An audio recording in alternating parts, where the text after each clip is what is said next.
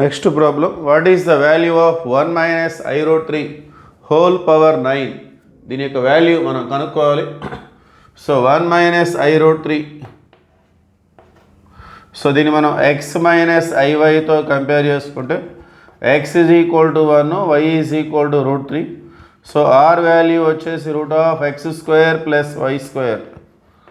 So దీన్ని మనం polar ఫామ్లోకి మార్చుకుంటే దీని వాల్యూ వచ్చేస్తుంది.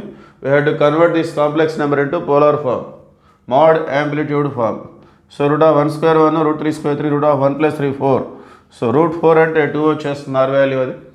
సో ఈ r వాల్యూ 2 కాబట్టి దాన్ని మనం 2 తోటి మల్టిప్లై చేస్తూ డివైడ్ చేసుకుందాం.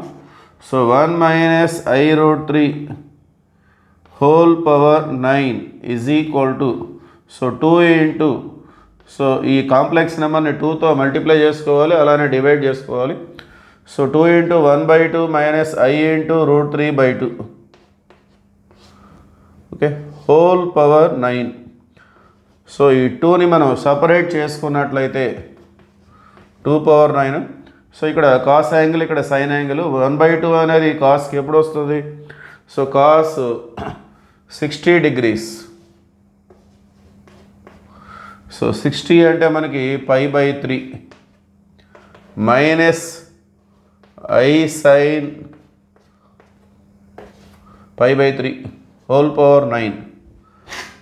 ఓకే, ఈ విధంగా మనం రిప్రజెంట్ చేసుకోవచ్చు దాన్ని. సో ఇక్కడ మనం డిమోవియర్స్ థీరం. సో 1/2 అంటే కాస్ 60, రూట్ 3/2 అంటే సైన్ 60, మైనస్ అనేది యాస్టీస్. సో 2 పవర్ 9 ఇక్కడ మనం డిమోవియర్స్ థీరం అప్లై చేస్తాం. సో డిమోవియర్స్ థీరం అప్లై చేస్తున్నాం అంటే అర్థం ఏంటంటే ఈ పవర్ని ఇక్కడున్న యాంగిల్ తోటి మనం మల్టిప్లై చేసుకుంటాం. So 9 into π/3.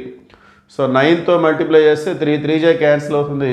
ఇక్కడ cos 3π minus I sine 3π. So 3 3 okay. So 2 power 9 into cos 3π అనేది, సో కాస్ nπకి సంబంధించిన ఫార్ములా. కాస్ nπ అనేది -1 హోల్ పవర్ n. n అనేది ఈవెన్ అయితే +1 వస్తుంది, ఆడ్ అయితే -1 వస్తుంది. సో ఇది 3π కాబట్టి 3 అంటే odd number. So -1 whole cube అంటే మనకి -1. అట్లానే sign nπ is always 0.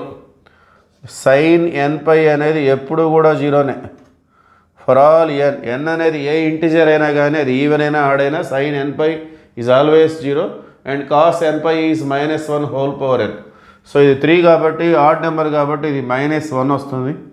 Minus I into sine 3π అనేది 0.